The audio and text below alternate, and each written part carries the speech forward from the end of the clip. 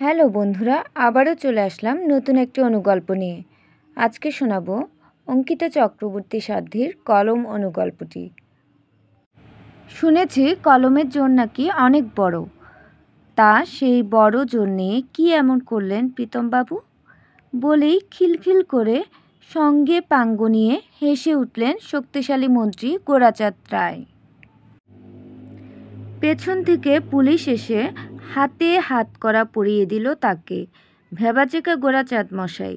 শান্ত মাথায় প্রীতম বলে উঠল, আজ কলমের জোরেই আপনি অ্যারেস্ট হচ্ছেন। এই কলম না থাকলে আপনার ক্ষমতার অপব্যবহার করে আপনি যে 15 বছর আগে আমার ফুলের মতো বোনটার সাথে যে দুষ্কর্ম করেছিলেন তার শাস্তি আজ হতো না।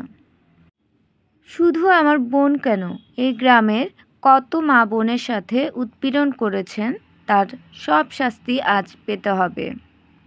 এই বলে হনহন করে এগিয়ে যেতে লাগলো প্রীতম। পুলিশ গোরাচাঁদকে টেনে হিঁচড়ে গাড়িতে তুলতে লাগলো। পেছন থেকে গ্রামবাসীর হাততালি শোনা গেল। কিছুটা এগিয়ে প্রীতম পেছন ফিরে বলে উঠল, আর হ্যাঁ গোরাচাঁদ বাবু, নামটা ভুলবেন না, প্রীতম বসু, অ্যাডভোকেট প্রীতম বসু। ধন্যবাদ সবাইকে।